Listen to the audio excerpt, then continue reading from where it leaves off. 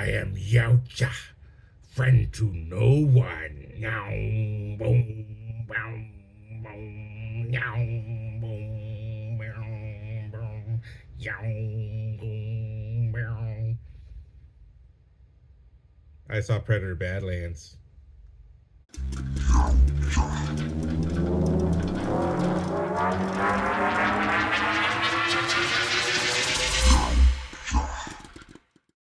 Aloha, movie nerds, dorks, and weirdos. Welcome to New Movie Tuesdays. I'm your host, Matt Salanoa, and I had the pleasure of watching Predator Badlands in theaters as my birthday treat.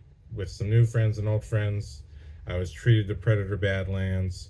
I had a very good time.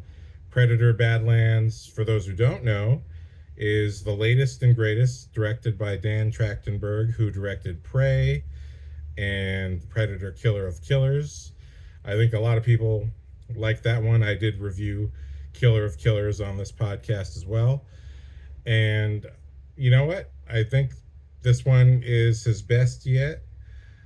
I think it's close with Prey. I think Prey was a very, very fresh take, a fresh angle to go back to telling Predator stories like the first two movies, but telling it backward in time as opposed to trying to keep moving forward in the present. Amber Midthunder was wonderful as the lead in that role. In this movie, we have Demetrius Kola Matangi. I hope I'm saying your name right. I'm sorry if I butchered it. But Mr. Demetrius K, was excellent as the Predator. Obviously, there's a lot of weta face makeup going on. He characterized a very, very cool version of the Predator for this turnaround. Elle Fanning was wonderful as Tia and as her evil twin synth. I forget the evil twin synth's name. But she was wonderful as both characters, as both hero and villain of the story. Literally, this movie is non-stop action. I did have a bit of a problem in my theater seeing the first and last scene. The scenes were so dark, I literally couldn't tell what was going on, and I don't know if that was my theater or what, but yeah, I just could not see anything that was happening. But other than that, the movie's just literally non-stop action. Talk about telling stories through action. And that's one of my other podcasts where I really talk about how action scenes are more than just some bit of fun entertainment for you to watch while the story is just, waiting to happen. A proper action movie, every action scene is telling a part of the story. What happens in the action scene has consequences that either creates relationships, destroys relationships, or brings new tools to the table for things that will make the story harder, more difficult, or grow in some way, in some direction for our characters. And in the case of Predator Badlands, literally every action scene is moving the story forward. I mean, we got predators fighting predators, but it's a family situation. We've got the whole planet of Jenna for the predator to fight, where the predator is just learning how this planet operates. It's so much fun. And I'll just say it like this. For those of you who are very purist about the Predator being the stone cold killer that we see in the first two movies and even in Prey and Predator Killer of Killers, this movie goes out of its way to give us a very relatable, human-like story for the Predator, and even humanizes our main synth, Thea, played by Elle Fanning.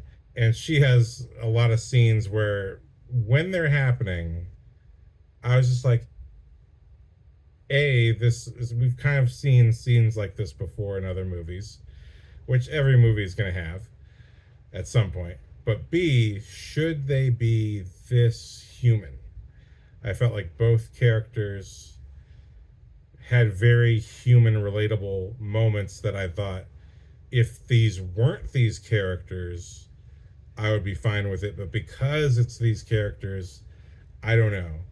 But once we get sort of the payoff to those conversations and those situations, once we get to the third act, all that stuff for me pays off. And I go, oh, I see what we're going for here.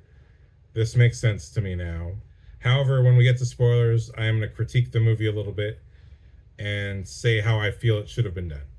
But for the most part, I was satisfied. I was like, okay, like if you're gonna pay it off this way, then I'm fine with it. When things turn around, because it is that hero's journey for the Predator of he wants to be the best Predator that there is. So that by itself, that is a Predator thing that you would assume a Predator would have. It's the rest of the stuff that goes on in the story. I was like, is this Predator-y? I don't know.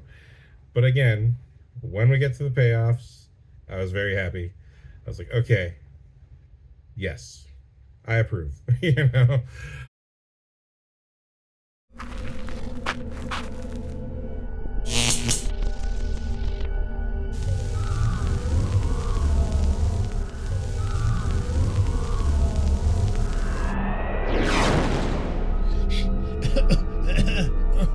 What?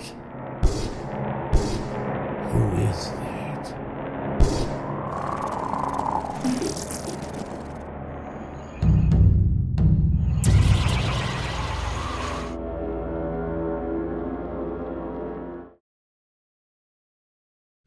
it was the most fun watching this Predator carrying around via Elle Fanning, and Elle Fanning, who is lovely. She's wonderful. She really carries her side of the movie. Good luck with your journey. But also, Deck, played by Demetrius, really carries the movie so well. They have an excellent chemistry for the fact that I can't understand what he's saying, even though it's subtitled. It's the kind of thing that I feel like we haven't had in a while. I feel like we haven't had a good buddy comedy. And that's the thing about this movie, is that it's actually kind of a buddy comedy about a predator and a synth finding a way to get along with each other, even though in no other circumstance would this occur. But the movie finds that circumstance. It's very much its own movie. It's got its own thing going on. But I don't feel in any way that these movies detract. They don't take anything away from the original Predator movies. And that's what I appreciate about what Dan Trachtenberg has done with his take on the characters. And this is one of my worth the price of admission moments, okay? The meeting of Elle Fanning and our Predator, Deck. Not the meeting itself, but everything after that moment where they go through the progression of him carrying her around to finally turning her into a backpack. I realize, like, there's so many science fiction references. She's basically C-3PO and he's Chewie. Chewie? Have you even seen Star Wars? Worth the price of admission. Everything on Gemma, okay? Everything on Planet Gemma. Numero uno, razor blade grass. This is the moment where, after everything the Predator faces in the movie, I'm like, yeah, well, at least, you know, he must be close to the thing he's after. Like, oh my God, there's razor blade grass. Like, Jesus, man. Like, how are you supposed to accomplish this? You know, there's no way around this grass. You have to go through the grass to get where you're going. What the hell, man? That whole scene, every bit of action with the rhinoceros elephant thing, and then there's another fight with another monster after that. That whole segment, worth the price of admission. Like, you got me. I'm happy to be here. I'm happy to be here. The final battle is what it should be. You know, like, just when I think that we're in the final battle, there's one more battle, and that battle is like, that's, you know what? If you're gonna put me through this whole movie from beginning to here, this is what I want to see.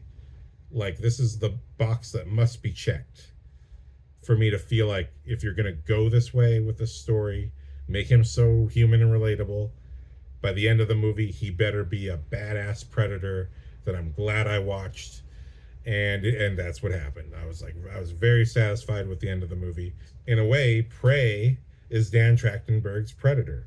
It's a very serious, straightforward. The Predator is the Predator. He's the dominator. You gotta beat that dude. And this is his Predator too, where, okay, we can lighten up a little bit. We can have a little bit more fun. There's some more gadgets. We got some gadgets. And yeah, that's that's my feeling on it. I'm glad that it went where it went. And if you'll stick around for the spoiler video, which will come out in a few days, maybe more. We know I was supposed to have a Tron spoiler video a long time ago. I don't even know if that's going to be out by the time this one comes out. But anyway, if you made it this far, thank you so much for watching. Please hit the like and subscribe. You'd really be helping me out. And yeah, mahalo and aloha. See you next time, nerds.